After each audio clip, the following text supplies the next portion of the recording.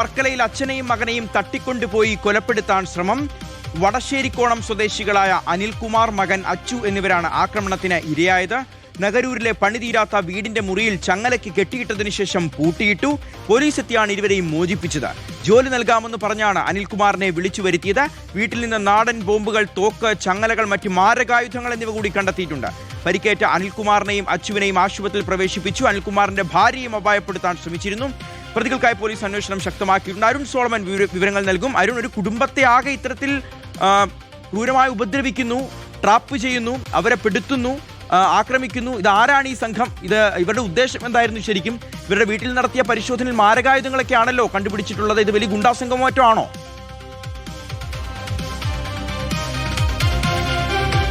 ഷികാസ്, ഈ വർക്കല വടശ്ശേരിക്കോണം സ്വദേശിയായിട്ടുള്ള അനിൽകുമാറിനെ ഇന്നലെ രാത്രിയാണ് ഈ സംഘം ആദ്യം വിളിക്കുന്നത്. നിർമ്മാണ തൊഴിലാളിയായ ഈ അനിൽകുമാറിനോട് ഇന്ന് രാവിലെ ജോലി തരാമെന്ന് പറഞ്ഞാണ് ഈ ആളില്ലാത്ത ഈ നഗരൂരിലുള്ള ഈ വീട്ടിലേക്ക് വിളിച്ചു വരുത്തുകയും പിന്നീട് ചങ്ങലകൾ ഉപയോഗിച്ച് ദൈവത്തെ കെട്ടിയിട്ട് അവിടെ മർദ്ദിക്കുകയായിരുന്നു എന്നുള്ളതാണ് നിലവിൽ പോലീസിൽ നിന്ന് ലഭിക്കുന്ന വിവരം.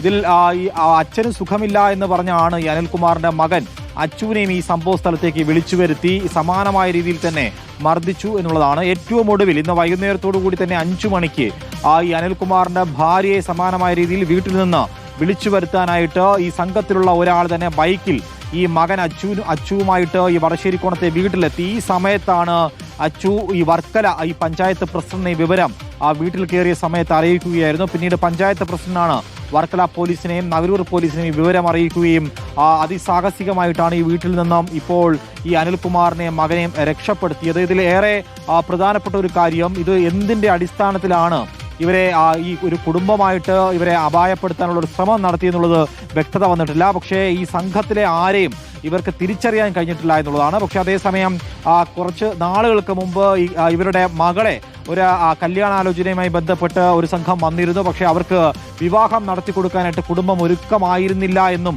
ചില വിവരങ്ങൾ ലഭിക്കുന്നുണ്ട്. പക്ഷേ ഇതാണോ അതിന് പിന്നിൽ മറ്റെന്തെങ്കിലും കാരണങ്ങളുണ്ടോ എന്നുള്ളതിൽ ഇതുവരെയും വ്യക്തത വന്നിട്ടില്ല എന്നുള്ളതാണ് പോലീസിൽ നിന്നും ലഭിക്കുന്ന വിവരം. എന്തായാലും ഈ വീട്ടിൽ മാരകായുധങ്ങൾ, അത് ഈ ബോംബ് ഉണ്ടാക്കുന്ന നിർമ്മാണ പ്രവർത്തനങ്ങളുമായി ബന്ധപ്പെട്ടുള്ള ചില സാമഗ്രികളൊക്കെയും അവിടെ നിന്ന് കണ്ടെത്തിയിട്ടുണ്ട്. മറ്റൊന്ന് മാരകായുധങ്ങളാണ്. അതിന് പുറമെ തന്നെ വീടിന് പിൻവശത്ത് വലിയ ഒരു കുഴിയും എടുത്തിട്ടുണ്ട് എന്നുള്ളതാണ്.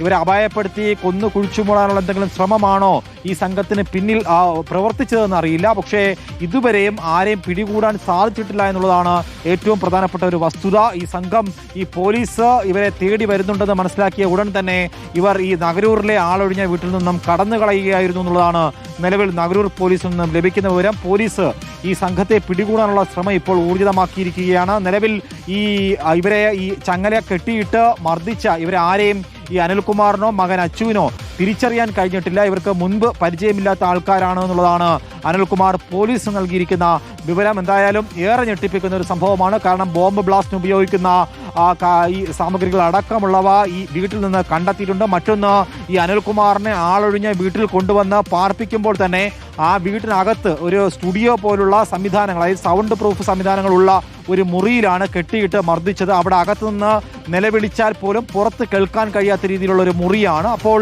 വളരെ കൃത്യമായിട്ടുള്ളൊരു ആസൂത്രണം ഇതിന് പിന്നിൽ പ്രവർത്തിച്ചിട്ടുണ്ട്. എന്തായാലും ആരാണ്, എന്താണ് കാരണം എന്നൊന്നും തന്നെ വ്യക്തതയില്ല. എന്തായാലും നേരത്തെ ഒരു കല്യാണാലോചന മാത്രമാണ് നടന്നിട്ടുള്ളത്. പക്ഷെ ആ വീട്ടുകാർക്ക് ആ ഒരു പയ്യനെ വിവാഹം നടത്തി കൊടുത്തിരുന്നില്ല. അയാളാണോ ഇതിന് പിന്നിൽ എന്നുള്ളതും ചില സംശയങ്ങൾ. സംഭവത്തിന്റെ സ്വഭാവമൊക്കെ നോക്കുമ്പോൾ ആ ഒരു കുടുംബത്തിലെ അച്ഛനെയും മകനെയും അമ്മയെയും ടാർഗറ്റ് ചെയ്ത് അവരെ ട്രാപ്പ് ചെയ്ത് അവരെ കൊന്നു കുഴിച്ചു മൂടാനുള്ള ശ്രമമാണ് നടന്നിട്ടുള്ളത്. അപ്പോൾ കുറ്റവാളികളാണ്, വലിയൊരു ക്രിമിനൽ സംഘമാണ് ഇതിന് പിന്നിൽ പ്രവർത്തിച്ചിട്ടുള്ളത്. ഒരുപക്ഷെ അതൊരു കൊട്ടേഷൻ ആയിരിക്കാം. ഈ അച്ഛനും മകനും ഈ ആളുകളെ ഒന്നും മനസ്സിലായിട്ടില്ല, മുൻപരിചയമില്ല എന്ന് പറയുന്നുണ്ട്. അപ്പോൾ എന്തോ ഒരു പകയുടെ രീതിയിലുള്ള ഒരു കൊലപാതക ശ്രമം എന്നുള്ളൊരു സൂചനകൾ ലഭിക്കുന്നുണ്ട്. എത്രയും വേഗം ഈ കുറ്റവാളികളെ പിടികൂടാൻ പോലീസിന് കഴിയണം.